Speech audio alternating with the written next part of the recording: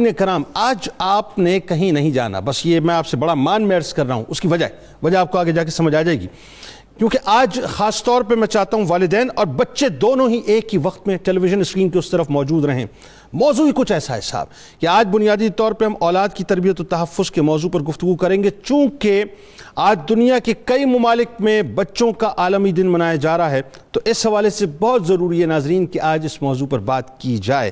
تو قصہ یہ ناظرین کہ بات کا آغاز ایکچولی آج میں ایک ایسی فکر سے کرنا چاہتا ہوں جو میں سمجھتا ہوں کہ وقت کی انتہائی ضرورت ہے۔ اچھا، اب بات یہ ہے کہ آج دنیا پر یہودیوں کی بالادستی کیوں ہے ناظرین؟ یہ ایک سوال ہے کہ یہ لوگ دنیا کی ہر فیلڈ میں اتنے کامیاب کیوں ہیں؟ بڑی عجیب سی بات آج کرنے جا رہا ہوں میں، اور آپ کی توجہ رہے گی تو میرا سارا مقدمہ جو میں پیش کرنے جا رہا ہوں وہ انشاءاللہ میں آپ تک پہنچا سکوں گا۔ کہ پہلا سوال تو یہ ہے کہ آج دنیا پر یہودیوں کی بالادستی کیوں ہے؟ یہ لوگ دنیا کی ہر فیلڈ میں کامیاب کیوں ہیں؟ ایک رپورٹ کے مطابق ناظرین، یہودی دنیا کے 70% بزنس کو اس وقت چلا رہے ہیں، 70% بزنس کو۔ تمام عالمی فیصلوں پر وہ اثر انداز ہوتے ہیں، ہر قسم کا میڈیا تقریباً یہودیوں کے مکمل طور پہ قبضے میں ہے، ٹیکنالوجی اور سائنس کے علم پر وہ مکمل طور پہ حاوی ہیں۔ دنیا کی بڑی فلم انڈسٹریز، فوڈ انڈسٹریز، مشروبات اور میڈیسن کی انڈسٹریز ناظرین جہاں جہاں آپ کو نظر آتی ہیں اس کے مالک ایکچولی وہی ہیں۔ دنیا کے اکثر بڑے برانڈز ان کے ہیں، انفارمیشن ٹیکنالوجی ان کے گھر کی لانڈری ہے، دوسرے لفظوں میں ناظرین تعلیم کے میدان میں وہ مکمل طور پہ چیمپئن ہے۔ اب تک کوئی تقریباً 180 سے زائد تعداد میں، یعنی 80% سے اوپر نوبیل پرائز ناظرین وہ جیت چکے ہیں۔ سوال یہ ہے کہ یہ ایسا ہے کیوں کہ کل 1.5 کروڑ یہودی دنیا کی بڑی بڑی تہذیبوں کو اپنی مٹھی میں مکمل طور پہ کیسے دبائے ہوئے ہیں؟ پھر سوال یہ ہے کہ کیا یہ لوگ ایکسٹرا جینیس ہیں، یا کوئی ذہانت میں ان کے ہم پلہ نہیں ہو سکتا، یا کوئی ان کا مقابلہ نہیں کر سکتا؟ اور کوئی ان کا مقابلہ کیسے کر سکتا ہے؟ یا وہ دنیا کے عام انسانوں کی طرح ہی ہیں یا عام انسانوں کی طرح نہیں ہیں؟ جواب یہ ناظرین کہ نہیں، بلکہ ان میں اپنی نسلوں کے لیے خاص قسم کی تعلیم و تربیت کا رجحان پایا جاتا ہے، جس سے وہ اپنی کامیابی کو مکمل طور پہ یقینی بناتے ہیں۔ میرے ساتھ رہیے گا ناظرین، جو بات میں کروں گا نا وہ شاید ہو سکتا ہے میں اپنی بات کو پہنچا سکوں کہ یہودی خود اپنے آپ کو the chosen few یعنی خدا کے منتخب بندوں میں شمار کرتے ہیں اور کہتے ہیں اور اس پر یقین رکھتے ہیں، اور اس پریکٹس کو ناظرین وہ اس انداز سے ادا کرتے ہیں کہ ساری کامیابی کا راز ڈاکٹر اسٹیفن نے 1980 میں 3 سال اسرائیل میں گزار کر تلاش کیا کہ یہودیوں کی یہ کامیابیاں گاڈ گفٹڈ ہیں یا ان کی محنت و صلاحیت کا نتیجہ ہیں، تو جواب یہ ملا کہ یہ گاڈ گفٹڈ نہیں ہیں۔ یہودی بچے بھی عام بچوں کی طرح صلاحیتیں لے کر پیدا ہوتے ہیں جیسے عام بچوں میں ہوتی ہیں، مگر یہودی اپنے بچوں کی معیار تعلیم و تربیت میں کوشش بھی کرتے ہیں، اس پہ محنت بھی کرتے ہیں، اور کوشش سے اپنی اور اپنی نسل کی کامیابی کو اس طرح سے نکالتے ہیں جس طرح کمپنی سے کوئی پروڈکٹ بنا کر نکالا جاتا ہے۔ میں پھر ریپیٹ کروں ناظرین، یعنی وہ اپنی نسل کی کامیابی کو اس طرح سے نکالتے ہیں جس طرح سے کمپنی سے کوئی پروڈکٹ بنا کر نکالا جاتا ہے۔ وہاں بچے کی تربیت عورت کے یہاں خوشخبری آتے ہی شروع ہو جاتی ہے۔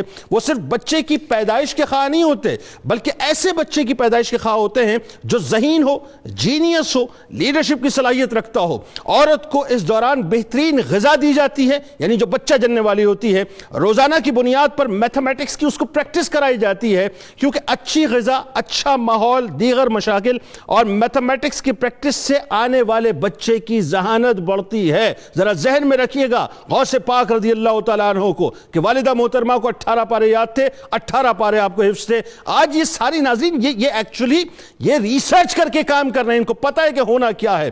یوں وہ اپنے بچے کی تربیت پیٹ ہی میں شروع کر دیا کرتے ہیں۔ 2 یا 3 سال میں بچے کا کنڈر گارڈن میں داخلہ، گریڈ 6 سے بزنس میتھمیٹکس کا کام باقاعدہ کرایا جاتا ہے۔ میٹرک کا سرٹیفکیٹ اس وقت تک بچے کو نہیں دیا جاتا جب تک کہ بچہ $10,000 کا کامیاب پروجیکٹ کر کے نہ لائے۔ ان کے یہاں ناظرین ٹائکونز بنائے جاتے ہیں، ٹائکونز پیدا کیے جاتے ہیں۔ یہودی اپنی اولاد کی تربیت کو بہت اہمیت دیتے ہیں۔ اب میں آپ کو ایک عجیب سی بات بتاؤں، آپ کو پتہ ہے کہ اسرائیل میں سب سے زیادہ تعداد میں یہودی بستے ہیں اور نیو یارک یعنی امریکہ کے اندر بستے ہیں۔ نیو یارک ناظرین جسے جرائم کا شہر کہا جاتا ہے، وہاں یہودیوں کی ایک بڑی تعداد بستی ہے۔ کمال بات کیا ہے ناظرین، کمال بات یہ ہے کہ رپورٹس کے مطابق آج تک کسی یہودی بچے کو نیو یارک میں کسی جرم میں گرفتار نہیں کیا گیا. اس کی وجہ یہ ہے کہ وہ اپنی بچوں کی تربیت کرتے ہیں. شام ڈھلتے ہی یہودی بچے گھروں کے ہو جاتے ہیں, رات کو نکلنے کا تصور نہیں ہے. وہ دنیا کے تمام بچوں کو, بڑی عجیب سی بات ہے صاحب, کارٹون نیٹ ورک دکھاتے ہیں اور خود ان کے بچے کیا کرتے ہیں, اور ان کے بچے تیر اندازی کرتے ہیں. ان کے بچوں کو وہ تیار کرتے ہیں, تیر اندازی کرواتے ہیں, گھوڑ سواری کرواتے ہیں, تیراکی کرواتے ہیں, ریاضی سکھاتے ہیں. یعنی وہ اپنے بچوں کو فوکس کرتے ہیں, مشکل ترین حالات کو ہینڈل کرنے کی صلاحیت پیدا کرتے ہیں, مشکل ترین حالات سے نکلنا سکھاتے ہیں اور ذہنی اور جسمانی صلاحیتوں کو نکھارتے ہیں. یہ مسلمانوں کی لیگیسی تھی ناظرین.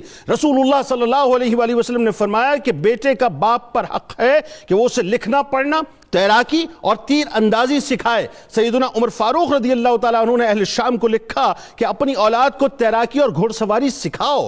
یہودی بچے کیلیفورنیا کے بچوں سے ذہنی استطاعت میں 6 سال آگے ہوتے ہیں. 6 سال ناظرین. انہیں معلوم ہوتا ہے, اب دیکھیں کیسی عجیب سی بات ہے, انہیں معلوم ہوتا ہے کہ کس بچے کو ڈاکٹر یا انجینئر بنانا ہے.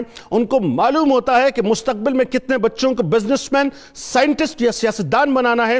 ہر ایک کی ناظرین اسی اعتبار سے, اسی حساب سے اور اسی ذہنی پیمانے کے اوپر ٹریننگ کرتے ہیں. مجھے کہنے دیجئے کہ ہم صرف آبادی میں اضافہ کرتے ہیں, بچے پیدا کرتے ہیں, وہ ایکچولی نسلیں بنا رہے ہیں, نسلیں بناتے ہیں. ایک مشن کے تحت ان کے یہاں بچے کی پیدائش ہوتی ہے اور ایک مشن کے تحت اس کی تعلیم اور تربیت کر کے اسے اپنے مشن کے لیے تیار کیا جاتا ہے. اور اسی دوران ناظرین جہاں وہ دنیا میں اس کو پلانٹ کرتے ہیں دنیاوی اعتبار سے, وہ اپنے مذہب کے اعتبار سے اپنے بچے کو انتہائی مضبوط کرتے ہیں. اس کے کانوں میں, اس کی سماعتوں میں یہ بات ڈالتے ہیں کہ تمہیں ایک پرومس لینڈ کے لیے پیدا کیا گیا ہے اور تمہیں اسے اصول کے لیے کام کرنا ہے. ہماری بدنصیبی ہے ناظرین کہ ہم بچے کو پیدا ہونے کے بعد بتاتے ہی نہیں ہیں کہ اس کے آنے کا مقصد کیا ہے. یعنی ہمیں 1450 برس پہلے سرکار مدینہ صلی اللہ علیہ وآلہ وسلم نے بتلا دیا تھا کہ بچے کی ماں کے انتخاب سے لے کر نکاح تک کے معاملات جو ہمیں دیکھنے ہیں اور اسی اعتبار سے اس کی تربیت کرنی.